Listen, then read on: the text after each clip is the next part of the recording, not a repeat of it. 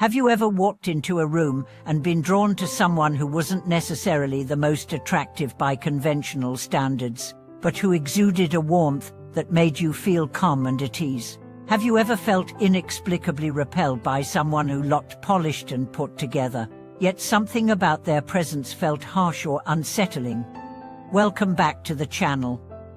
I'm glad to have you here again. Today, we are diving into an extraordinary subject that blends outer appearance with inner transformation: the relationship between your spiritual cultivation and how others perceive you. What if the aura you carry, the energy you radiate, and even the subtle shifts in your facial expression are all reflections of your spiritual depth? Let's begin with a simple truth: appearance is not just about bone structure or symmetrical features. There's a far deeper, subtler beauty that transcends genetics. It is the kind of beauty that arises from clarity of heart, purity of intention, and the long work of self-mastery. We've all seen it. The elderly woman whose face glows with kindness, the monk who exudes peace without saying a word, the quiet teacher whose presence instantly settles an icy classroom. What's going on here? Spiritual cultivation leaves physical traces, not metaphorically, literally. A mind filled with compassion softens the gaze. A heart free from judgment makes the smile gentler. A soul grounded in equanimity transforms the way one breathes, sits, and moves. The ancient sages knew this well. They taught that true beauty emerges from the harmonization of body, mind, and spirit. There's a classic line from ancient teachings: those who carry deep love carry peace in their features. Why? Because emotion writes itself onto the face. Resentment etches tension into the brow. Jealousy tightens the lips. Bitterness hardens the jaw. Over time, these expressions become fixed, but so does gentleness, so does serenity, so does joy. I once met a man in his late 70s who radiated the calm presence of a forest in early dawn. His eyes were neither fierce nor dim, they were soft, alive, and profoundly alert. Asked him once what his secret was. He smiled and said, 50 years of letting go. Letting go of what? Of everything that doesn't serve the soul: grudges, pride, harsh judgments, the need to be right, the need to be noticed. He said, I realized early that the world won't always give you peace, but you can choose to give peace to the world. And if you do it long enough, your face starts to show it. His life was his practice. He didn't live in a monastery. He didn't wear robes.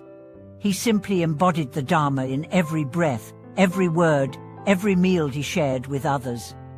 He became the very energy he once sought from teachers and scriptures. Here's the core of today's message: your face, your voice, your posture, your presence, they are mirrors. They reflect the contents of your heart. And more importantly, they affect others. Have you ever met someone who made you feel safe just by being near them? They didn't offer advice.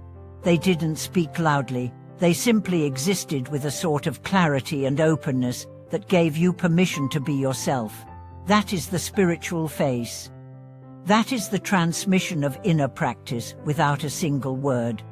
Let's explore the mechanism behind this. Every thought carries frequency. Every emotion emits a vibration.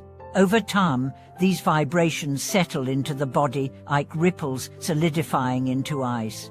Chronic anger manifests not just in behavior, but in posture, tone, and muscle tension. Chronic compassion lightens the body, shoulders relax, as soften, and even movements slow into grace. You don't need to be told someone is bitter, you can feel it. You don't need to be told someone is kind, you sense it. This is not magic. It is the language of energy, of lived vibration, and your energy is cultivated through daily choices. What you think matters, what you feel matters, how you speak matters, how you treat people when no one is watching matters, because all of it becomes you. A true practitioner doesn't seek to impress, they seek to purify, and in that purification, Beauty arises not flashy, not glamorous, but radiant, grounded, and undeniably authentic. There's a woman I once knew named Evelyn. She worked in a hospice. Every day, she witnessed death. But she carried the most gentle smile I've ever seen. It wasn't painted on. It wasn't performative. It came from a place of profound acceptance. She once said, "When you look into the eyes of someone dying, do you see what really matters? You stop trying to prove yourself. You just become love." That is the kind of love that shapes a face. So if you're someone who has been obsessed with your appearance, worried about aging, or feeling invisible in a world obsessed with youth and perfection, this message is for you.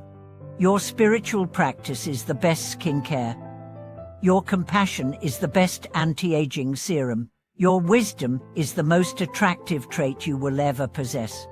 The glow that people see in enlightened beings is not cosmetic, it's karmic. It is born from thousands of acts of kindness, restraint, forgiveness, and self-inquiry. You don't need to be perfect. You don't need to be a monk. You just need to be sincere. Begin where you are. Speak one kind word more each day. Forgive one grudge. Take one deep breath before reacting. Smile not to impress, but because you remember your essence. These practices are small, but over time, they become the shape of your life, and yes, the shape of your face. True attractiveness isn't how you look, it's how you make others feel. And the only way to truly make others feel safe, seen, and loved is to feel those things within yourself.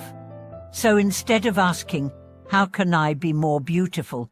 ask, "How can I be more at peace?" Instead of wondering how to appear more magnetic, ask, "How can I be more present?" Instead of seeking validation, ask, "How can I offer my attention, my silence, my care?"